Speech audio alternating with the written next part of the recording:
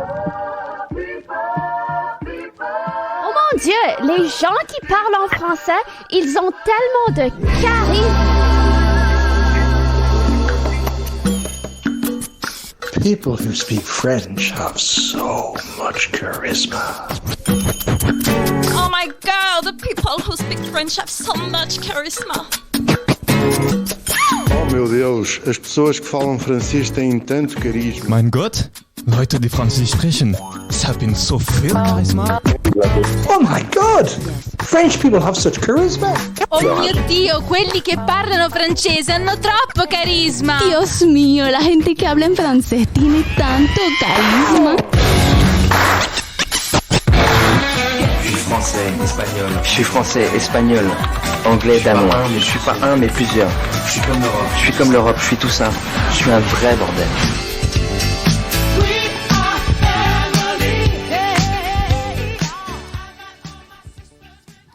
Bonjour à toutes et à tous et bienvenue dans la Semaine internationale de Radio Sorbonne Université où on aime voyager, échanger autour des autres cultures, découvrir et partager. Aujourd'hui, nous allons parler des opportunités de travail à l'étranger pour les étudiants et nous commencerons par le volontariat international. Alors, qu'est-ce que c'est le volontariat international ?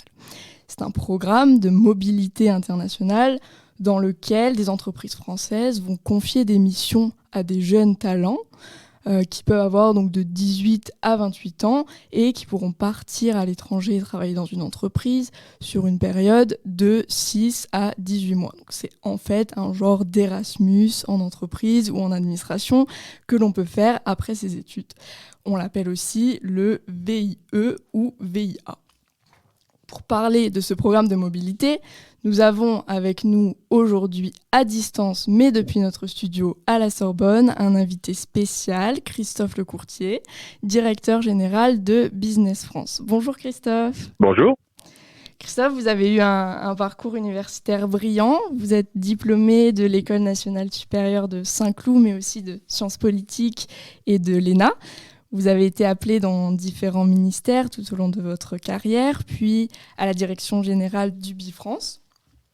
Par la suite, vous avez été ambassadeur de France en Australie pendant plusieurs années et aujourd'hui, vous êtes directeur général de Business France. Alors, pour ceux qui ne connaissent pas encore, Business France est une structure qui aide les entreprises françaises à se développer à l'international et qui orchestre donc ce programme de volontariat international en entreprise, le VI ou VIE.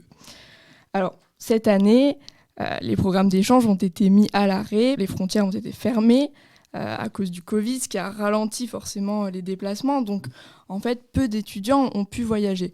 Christophe, est-ce qu'aujourd'hui, vous êtes optimiste au vu des perspectives qui commencent à s'améliorer, notamment avec l'avancée de la campagne de vaccination ? Alors oui, on est optimiste parce qu'il faut l'être et comme vous dites, bon, le monde est en train de tourner, mais assez lentement la page du Covid. Aujourd'hui, les jeunes volontaires peuvent être affectés à nouveau dans les pays européens, mais ça reste encore très difficile en dehors de l'Europe, soit parce que ce sont des pays qui ont bloqué les arrivées de jeunes professionnels et même de moins jeunes d'ailleurs. Je pense aux États-Unis, à la Chine, au Japon, à beaucoup de pays d'Asie du Sud-Est. Vous pouvez pas arriver dans ces pays et vous y installer comme vous le faisiez en 2019, soit parce que c'est la France qui a encore des réticences à envoyer des jeunes dans des pays où l'épidémie est très forte. Je pense par exemple à la situation en Inde. Donc en Europe, c'est reparti. On est à peu près à 80% du niveau antérieur. En dehors de l'Europe, ça reste encore difficile et j'espère que les prochains mois vont permettre petit à petit de rouvrir. Par exemple, on a une bonne nouvelle sur le Maroc aujourd'hui. On en a une bonne la semaine dernière sur le Canada, mais il reste encore beaucoup de pays difficiles d'accès. Voilà, donc on sort de la crise finalement, mais lentement, donc tout n'est pas encore acquis. Mais quand même, il y a une opportunité pour les entreprises de recruter en VI. Donc est-ce que vous pouvez nous rappeler en 2 mots le rôle de Business France dans ce programme ? Oui, nous notre rôle, c'est de rendre les choses le plus simple possible pour le jeune et pour l'entreprise. Donc, qu'est-ce qu'on fait pour le jeune ? On a créé un très grand site de Internet qui s'appelle Mon Volontariat International et qui est une sorte de site de rencontre entre un jeune et des entreprises. Et il y a à peu près 60 000 CV de jeunes qui, sur ce site, présentent leur parcours, leurs envies, leurs idées, et qui rencontrent des entreprises qu'on fait venir massivement par un travail qu'on fait auprès des grands groupes, auprès des PME aussi, pour les inciter à venir sur ce site rencontrer des jeunes et imaginer des projets de VI. Ça, c'est la première chose. La deuxième chose pour l'entreprise, c'est que on est l'employeur du jeune, donc on s'organise, on prend en charge tout ce qui est administratif, le contrat de travail du jeune, c'est nous qui allons le rémunérer, c'est nous qui allons nous charger de son assurance santé pour aller à l'étranger, c'est nous qui allons nous occuper de son billet d'avion et sur place d'ailleurs suivre tout ce qui concerne sa sécurité, ses congés, etc. Donc pour l'entreprise, c'est vraiment hyper simple. Elle choisit le jeune qui correspond au profil dont elle a besoin et ensuite Business France s'occupe de tout et on refacture ensuite à l'entreprise, mais elle n'a pas de contrat de travail direct avec le jeune ni de problématiques de gestion directe de ce VI. Donc on est dans une formule qui a 20 ans maintenant. Il y a environ 100 000 jeunes qui en ont bénéficié depuis le début, donc c'est quand même pas mal, presque une génération. Et ensuite, cette année, pour relancer l'intérêt des entreprises pour le VIE, parce que encore une fois, avec la crise, cet intérêt a baissé fortement en 2020, l'État donne un chèque, une subvention directe à l'entreprise.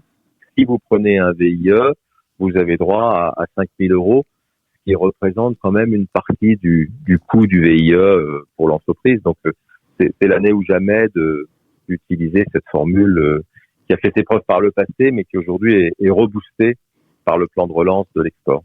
Quel est votre ressenti sur l'envie des jeunes ? Est-ce que cette année, par exemple, ils préfèrent les missions commerciales, plus de marketing, dans le développement des startups ? Quels sont en fait les secteurs les plus demandés dans ces programmes ? Oui, alors c'est une très bonne question. D'abord, le VIE est plus que jamais demandé. C'est-à-dire qu'on voit bien qu'aujourd'hui, dans le contexte de sortie de crise, il y a encore plus de jeunes qu'avant qui souhaitent faire un VIE.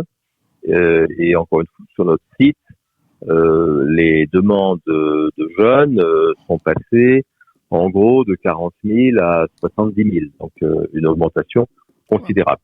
Et il y a une prime pour les pays un petit peu lointains, avec une expérience un peu originale, un peu exotique, si je puis dire. Historiquement, c'était beaucoup les États-Unis, c'était beaucoup l'Australie, c'était pas mal l'Asie aussi, Hong Kong, Singapour, etc. Bon, là c'est compliqué en ce moment, mais on voit que dès que ça pourra repartir, c'est évidemment ces destinations qui sont souvent préférées à l'Europe, qui est jugée un peu plus proche et constituer une expérience un peu moins originale. Sur les métiers, il y a beaucoup de fonctions qui effectivement sont liées au développement commercial, au marketing, en particulier quand des jeunes sont envoyés par une entreprise qui en profite du VIE pour ouvrir un marché. Et moi, j'ai rencontré des jeunes qui avaient des responsabilités considérables au Vietnam, en Chine ou ailleurs, et parce qu'ils étaient finalement le seul représentant de leur boîte dans ce pays-là, et ils avaient vraiment les coups des franges pour y développer le business à partir de presque rien.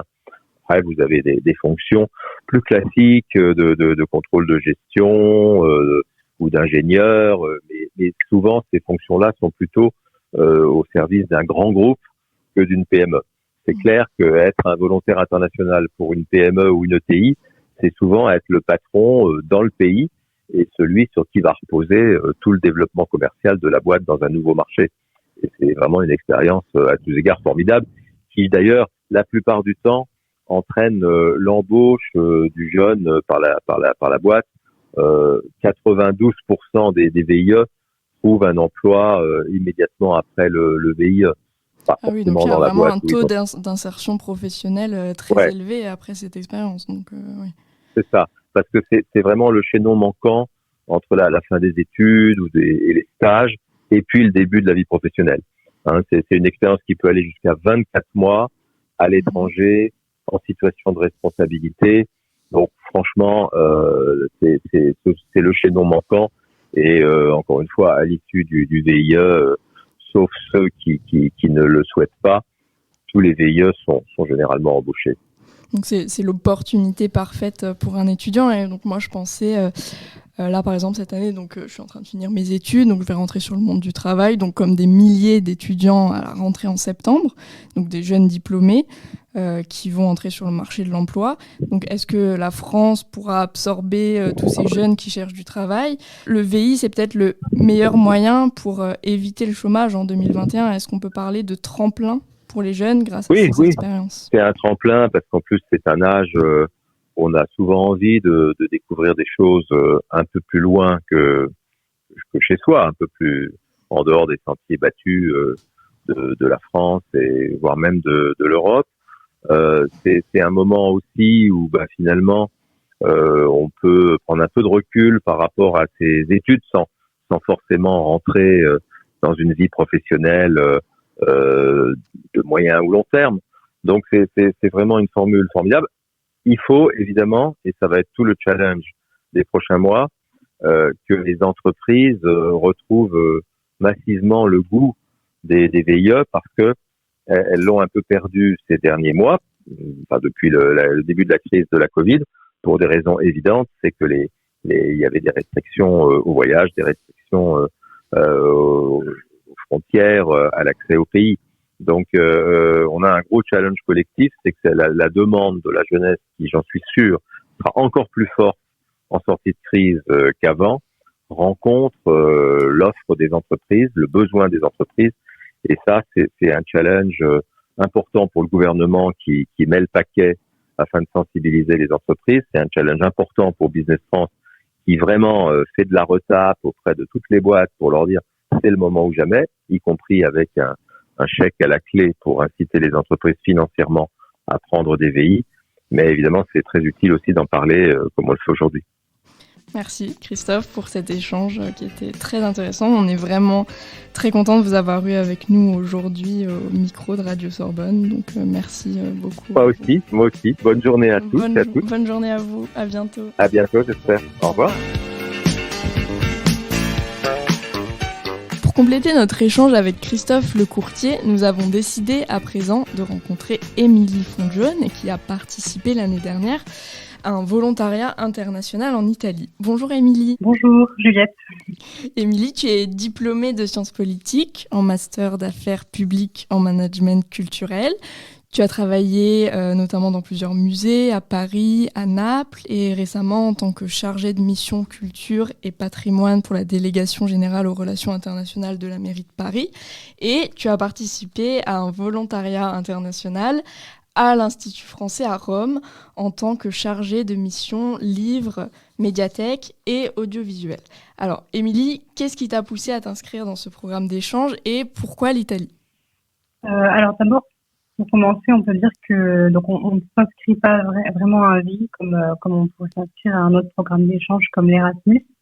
Je dirais que quand on postule à un VI, c'est souvent d'abord parce qu'on cherche un premier emploi. Donc, en dehors du fait que ce soit dans le cadre d'un volontariat, on cherche un travail. Donc, qu'il s'agisse d'un VIA ou d'un VIE, dans mon cas, c'est donc un VIA. Et donc, si le statut juridique d'un VI est un petit peu spécial, par exemple, il ne compte pas pour le chômage, le salaire n'est pas imposable, et il dépend des régions géographiques ou ce genre de choses. Et si son nom même porte un peu confusion avec cette idée de volontariat, c'est donc quand même bien un emploi et un poste à part entière que le futur VI est amené à occuper au sein de sa structure d'accueil. Donc en l'occurrence, pour moi, comme vous l'avez dit, à l'Institut français d'Italie, au sein de l'ambassade de France à Rome.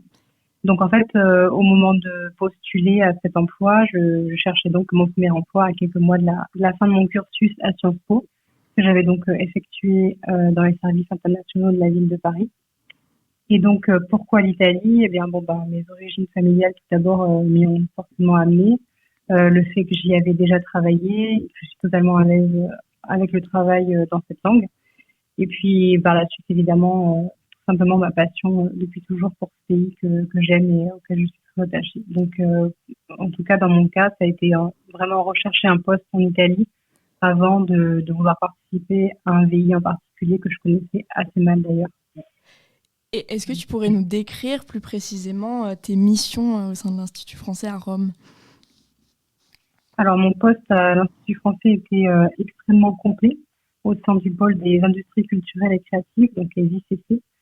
Et j'étais en effet la personne en charge de la coordination des projets des médiathèques de l'Institut français situées sur tout le territoire italien, c'est-à-dire une à Milan, à Florence, Naples et Palerme. Donc à réfléchir sur leur devenir, sur les actions communes à mener en fonction des priorités de l'Institut français à Paris et de l'Institut français à Rome. Comme par exemple c'était le cas en 2020 avec l'année de la BD, BD 2020. Puis ensuite évidemment il y avait un gros suivi sur la crise des médiathèques pendant le Covid, etc. Donc ça c'est pour la partie médiathèque. J'étais par ailleurs donc VI du pôle livre, donc qui consistait en la promotion de l'édition française en Italie. Donc évidemment dans le cadre de la BD par exemple d'essayer d'animer une semaine de la bande dessinée. Des invitations d'auteurs, l'organisation du prix Goncourt des lycéens italiens, et évidemment d'organiser aussi les tournées d'auteurs via des festivals italiens, essayer de toujours s'ancrer dans les événements culturels italiens pour essayer de promouvoir l'édition française.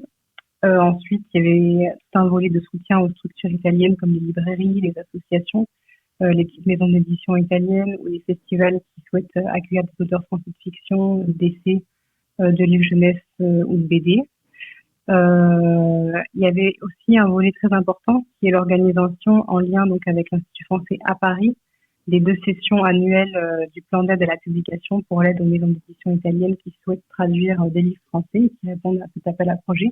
Donc l'enveloppe là n'était pas à Rome chez nous, mais on aidait les maisons d'édition italiennes à cet appel à projet qui, par la suite, la commission avait lieu à Paris. Voilà. Et donc après, ça consistait aussi en une veille plus générale sur le secteur, sur les sorties éditoriales en Italie et en France, sur le monde de l'édition de part et d'autre des Alpes. Et puis penser et concevoir de nouveaux projets pour l'avenir. Et pour finir, il y avait donc un 3e volet de cette expérience bien riche de VI, qui était donc le soutien au pôle audiovisuel. Et pour moi, ça consistait en particulier à assister à la tâche audiovisuelle de l'ambassade dans les projets tels que le festival Rendez-vous, qui est le festival du film français de Rome, et dans tous les autres projets qui se déroulent dans l'année, ou des visites d'acteurs, des tournages éventuels, ce genre de choses. Donc un poste vraiment très complet, très riche, donc où tu as eu, j'imagine, un poste à responsabilité, avec toutes les missions que tu nous as décrites. Donc tu nous parlais aussi de la langue qui n'était finalement pas une barrière pour toi pour mener à bien tes missions. Et est-ce que ça a été un problème de vivre cette expérience pendant cette année de confinement et de Covid ?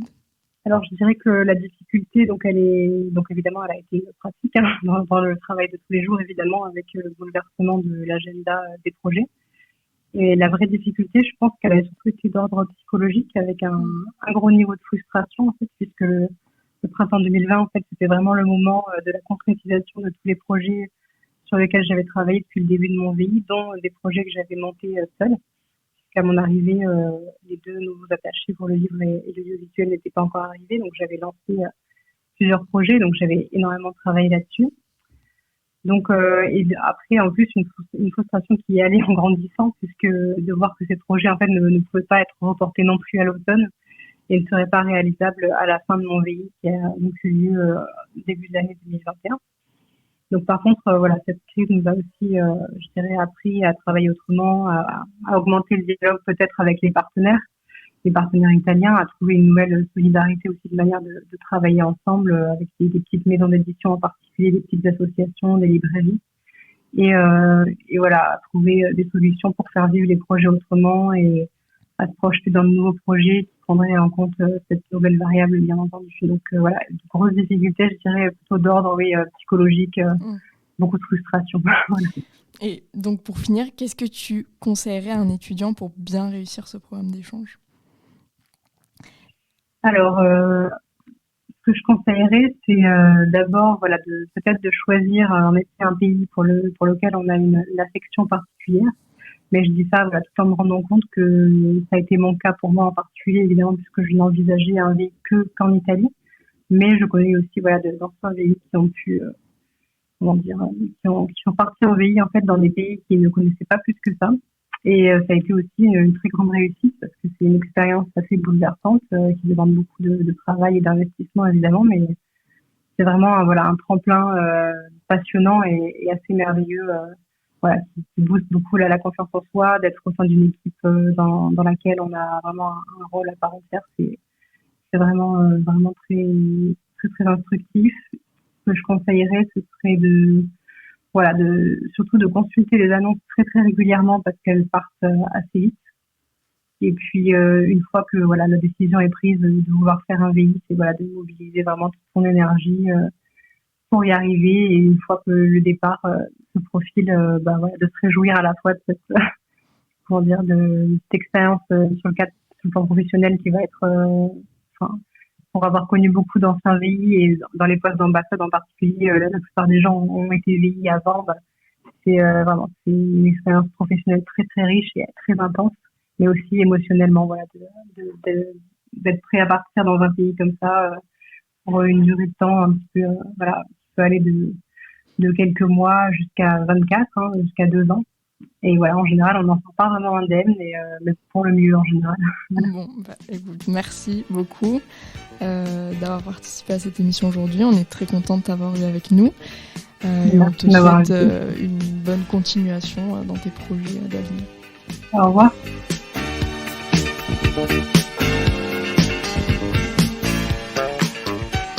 À présent, je passe la parole à Rossel qui va discuter du service civique européen avec Benjamin Sibyl. Bonjour à toutes et à tous. Donc aujourd'hui, nous vous présentons le collectif pour un service civique européen, une association qui a été créée il y a 3 ans, qui comprenne 70 membres des 15 nationalités différentes qui affichent leur engagement en faveur de l'intérêt général. C'est donc un start-up qui rassemble des groupes de gens français et étrangers pour aller travailler pendant 1 an sur des missions d'intérêt général, 6 mois dans leur pays d'origine et les autres 6 mois dans un pays de l'Union européenne. Et l'objectif, c'est de, évidemment, faciliter les déplacements au sein de l'Union et accroître le nombre des services civiques. Aujourd'hui, nous avons le plaisir d'accueillir le responsable du collectif pour un service civique européen, Benjamin Sibyl. Bonjour Benjamin. Bonjour Rossella. Merci d'être ici pour nous présenter votre organisation dont le rôle va sans doute attiser la curiosité de nos étudiants. Et donc, votre projet a commencé juste il y a quelques années. Est-ce que ça marche ? Ça marche plutôt bien et on est surtout content pour les jeunes qui ont commencé à en bénéficier. En fait, on a réussi à démarrer en septembre dernier avec notre partenaire Unicité qui accueille les jeunes sur le terrain pour les encadrer dans leur mission, les accompagner au quotidien. Et on a réussi à déployer la toute première promotion de jeunes en service civique européen. Et donc, ils ont commencé leur mission à Metz depuis quelques mois. D'accord, très bien. Et donc, le but de l'association, c'est de mettre vraiment en relation des groupes des jeunes avec des associations locaux. Et qu'est-ce qu'ils vont faire après ces jeunes ? Quelle est la mission qu'ils vont accomplir ? Les missions, elles sont très variées. Ça touche vraiment à tous les domaines de l'intérêt général.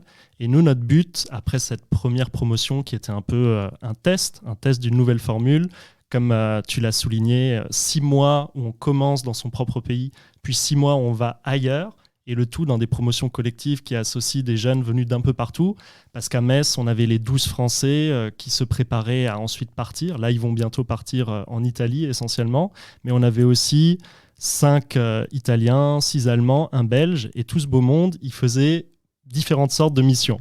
Alors, il y avait par exemple des missions dans l'intergénérationnel, c'est-à-dire aller dans des EHPAD, tenir compagnie à des personnes âgées, aider un peu au quotidien, aussi les accompagner chez eux, parce que c'est important parfois pour les personnes âgées de justement pas être en centre, et travailler dans des écoles, dans des missions de lutte à la sensibilisation contre les discriminations. Mais à côté de ça, pour les missions que les jeunes Français vont faire en Italie, vous avez de l'environnement, vous avez du domaine social, du travail avec des enfants, avec des personnes âgées, avec des animaux même, enfin vraiment des missions très variées.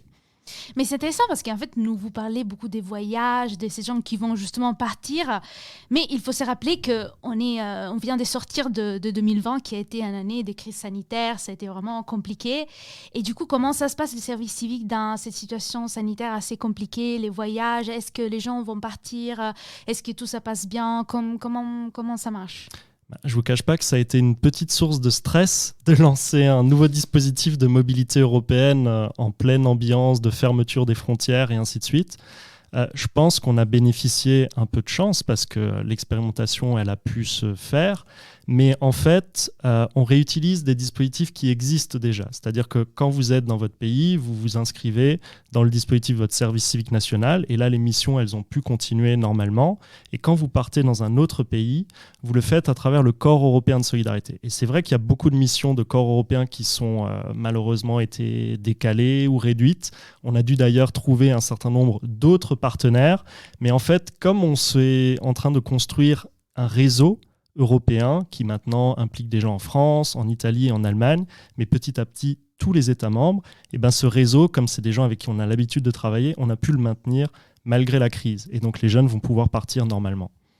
Mais c'est intéressant, en fait, ce sentiment vraiment d'engagement européen, et je souligne vraiment l'aspect européen de ces projets.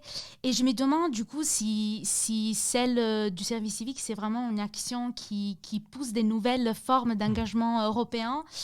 Et du coup, ça me vient un peu l'instinct de vous demander, est-ce que ces projets, ça fait un peu rêver l'Europe? Est-ce que ça nous fait rêver à cette Europe qui est un peu en crise avec la Covid, avec des nouvelles formes politiques assez conservatoires?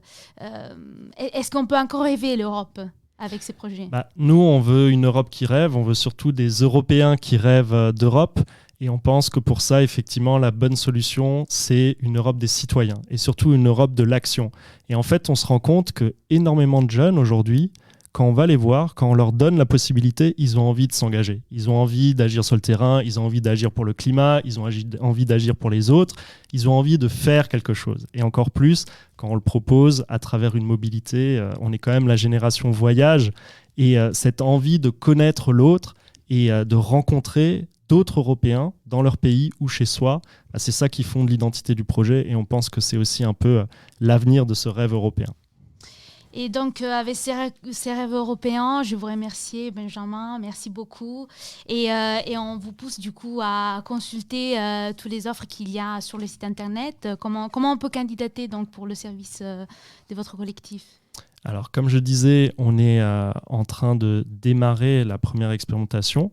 Donc le nombre d'offres, il reste limité, mais on a eu la bonne nouvelle il y a quelques semaines d'apprendre que le projet va être peu à peu généralisé dans toute la France. Bientôt, on pourra le faire dans toutes les régions de France. Et là, c'est très simple, on est actif sur les réseaux sociaux. Vous pouvez aussi retrouver les offres sur notre site internet, sur le site internet de certains de nos partenaires.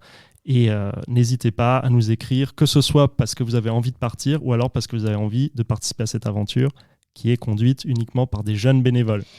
Merci Benjamin Sibyl d'être venu dans le studio de Radio Sorbonne Université. Je rappelle que vous êtes le responsable du collectif pour un service civique européen. Et justement, nous allons maintenant écouter 2 témoignages. D'abord, Anaëlle, qui est française et qui se trouve à Metz, mais qui va partir prochainement pour l'Italie. Et ensuite, nous écouterons Francesco, qui est italien, mais qui, lui, se trouve à Metz. Bonjour Anaëlle, comment vas-tu ? Bonjour, je vais bien, merci. Et donc, comme je te disais, on est là pour te poser des questions sur cette mission du service civique européen. Et je voulais d'abord te demander pourquoi tu as décidé de faire ces services civiques qui va se passer d'une partie à l'étranger et non pas seulement en France. Et quelle est exactement la mission qui était en train d'accomplir? Alors, déjà, notre mission est divisée en 2. Donc, il y a le service civique qui se passe en France à Metz, et après c'est pas un service civique, c'est un corps européen de solidarité qui va se passer à l'étranger. Donc c'est 2 trucs différents, mais notre mission, elle nous permet de vivre avec des personnes, justement des Européens qui sont venus en France pour faire leur corps européen de solidarité pendant que nous on faisait notre service civique. Et donc les missions du service civique donc à Metz, qui étaient axées sur 2 axes, donc la discrimination, donc on animait des ateliers pour le public enfant-ado, Et un deuxième axe qui était, on appelait ça intergénéreux, et on allait plutôt toucher le public des personnes âgées dans les EHPAD ou les domiciles pour éviter l'isolement justement. Et pour mon corps européen de solidarité en Italie, ça sera plutôt dans les écoles, aider le personnel éducatif. Très bien.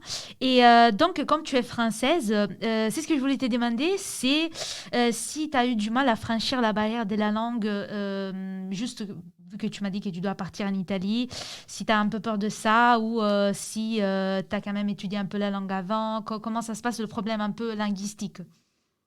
Alors, dans notre groupe, on était 10 Français et 10 Européens, donc il y avait des Italiens, des Allemands, bon, le Belge, ça va, il parlait français. Mais du coup, au début, on est parti sur une base en anglais. Moi, je parle pas très bien anglais au début, mais bon, j'ai progressé. Mais les Européens aussi, ils ont vraiment progressé parce qu'ils ont eu des cours de langue de français. Donc, petit à petit, on a commencé à avoir comme langue de référence le français. Et pour nous, les Français qui allons partir, on a on avait des cours de langue d'anglais dès le début. Et maintenant que je sais que je pars en Italie, on a des cours depuis 2-3 semaines d'italien. Après, même si on parle pas la langue, il y a le non-verbal qui joue beaucoup, comme les gestes, les mimiques. Et donc, je pense qu'il faut pas avoir peur de cette barrière-là parce qu'on peut toujours trouver des solutions. Oui, oui, évidemment. Surtout en Italie, il y aura beaucoup de langage pas verbal, j'imagine. Et, Oui. Donc, c'est très intéressant de voir qu'il y a, même dans cette année 2021 d'ailleurs déjà, la possibilité de voyager, de faire des expériences à l'étranger. Et du coup, pourquoi tu nous conseilles cette expérience? Pourquoi un jeune doit essayer de faire cette expérience qui a l'air assez intéressante? Moi, personnellement, j'ai fait des rencontres incroyables parce qu'on était un gros groupe de 20, donc ça a permis de rencontrer des cultures, des langues différentes, des façons de vivre différentes, ce qui fait que c'est une richesse incroyable.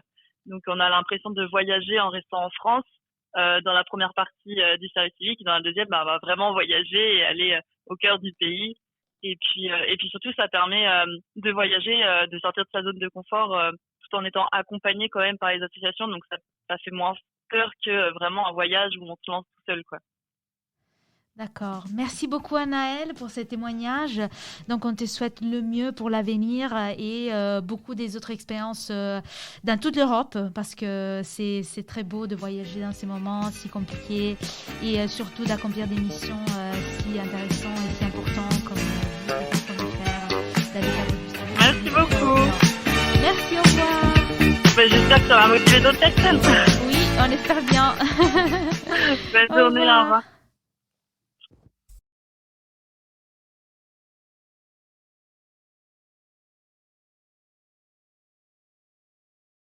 Et ensuite, nous écouterons Francesco, qui est italien, mais qui, lui, se trouve à Metz. Donc, on commence. Je voulais d'abord te demander pourquoi tu as décidé de participer à ces projets du service civique européen et quelle est exactement la mission que tu es en train d'accomplir là, en ce moment. Oui, bien sûr. D'abord, je vais vous remercier pour cette invitation et je vais remercier qui nous écoute aujourd'hui. Merci. Je suis Francesco Orlando et je viens dans le sud de l'Italie, dans une ville qui s'appelle Nocera, en Campania. Et l'année dernière, j'ai fini mon service civique en Italie, en année de service civique. Et en même temps, j'ai fini mes études universitaires en sciences politiques. Et là, je me suis dit, il faut faire une expérience nouvelle. J'étais très attaché à ma région, à ma terre, dans toute ma vie. Mais là, j'avais envie de changer un peu ma vie, de faire une expérience à l'étranger. Et pourquoi pas de m'engager sur une expérience nouvelle. Et sur le portail Europe, j'ai trouvé cette opportunité du Corps européen de solidarité dans le cadre d'un projet ambitieux qui c'est le projet du service civique européen. Et j'ai choisi de m'engager sur la mission qui s'appelle Mission Europe, et qui est une mission qui se fait sur deux côtés. Un côté qui travaille sur la discrimination, sur la lutte à la discrimination. Donc là, on a travaillé sur tout ce qui sont les discriminations reconnues en France, dans les écoles, dans les foyers, dans les publics, de toute manière, vraiment. Et à l'autre côté, on a travaillé avec les personnes âgées sur une partie du projet qui s'appelle Dialogue intergénérationnel sur la citoyenneté européenne, où nous avons porté notre aide à les personnes âgées ici en France, en plus en période de pandémie, et on a construit un dialogue sur la mémoire de l'Europe. On a pris des témoignages et ça a été une chose super. Très bien, très bien. Oui, c'est très intéressant. Mais du coup, tu nous as dit que quand tu as décidé de partir, tu voulais changer ta vie. Mais du coup, est-ce que ça a changé ta vie au final, cette expérience? Mais bien sûr, déjà, je suis parti parce que je voulais apprendre une nouvelle langue pour pouvoir lire le monde avec un perspective différent. Et cette expérience m'a déjà donné une nouvelle langue. Ça a été impossible pour moi en septembre, quand je suis arrivé ici à Metz, de parler avec vous. Aussi m'a donné une culture très différente. On a travaillé dans une équipe très multiculturelle. Et ça a agrandi ma vision. Je me suis toujours senti proche à l'Europe. Je me suis toujours senti européenne, mais être dans un projet, dans une équipe très multiculturelle m'a fait que je suis devenue vraiment européenne avec la connaissance des autres. Donc ça a changé ma mentalité et ma façon d'affronter le futur. Du coup, tu es parti en septembre, tu m'as dit, et on était déjà au milieu de la période Covid. Et tu n'as pas, du coup, trop des regrets de devoir vivre cette expérience internationale assez incroyable, comme tu nous dis, malgré toutes les restrictions sanitaires? Mais je suis parti avec l'espoir de vivre en France plus libre et plus ouverte de la France que finalement j'ai vécu. Et bien sûr, quand tu es à l'étranger, on a des journées positives et des journées moins négatives. Et quand tu es à l'étranger, les journées plus négatives, ils sont plus dures. La pandémie a été honnêtement une situation difficile, mais lorsqu'on a été confinés depuis la fin d'octobre ici, mais finalement, je me suis dit toujours, je suis ici pour faire une expérience quand même différente, même que dans la pandémie, et ça m'a donné du courage en vrai. Je dois dire que toute l'équipe que j'ai eu l'honneur de servir a été très forte dans cette période de pandémie. Et la pandémie, vivre la pandémie en Italie après en France, ça te donne vraiment la réalité de comme notre destin sont liés. Et comme on partage beaucoup parce qu'on est très très proche, et même des choses négatives comme la pandémie. Donc merci beaucoup Francesco pour ce témoignage et on espère que ça va bien se passer pour vous et les futurs. On vous souhaite vraiment le mieux en Europe évidemment. Merci, c'est ça que vraiment finalement je vais dire. Et s'engager dans un projet de service civique comme ça veut dire pas seulement s'engager pour une mission, mais ça veut dire s'engager pour la création vraie de la citoyenneté européenne. Et nous ici, dans le cadre de ce projet, on a travaillé et on a fait de l'Europe pas seulement une institution économique-politique, mais une vraie chose simple et concrète. Et pour ça, je remercie qui a écrit et qui a mis en place ce projet. Vous venez d'écouter un épisode de We Are Family, le podcast de la Semaine internationale de Radio Sorbonne Université. Juliette et Rossella ont reçu aujourd'hui Christophe Lecourtier, Émilie Fongione, Benjamin Civil, Anaëlle Lepelvé et Francesco Orlando. Thomas était à la régie, Juliette au montage.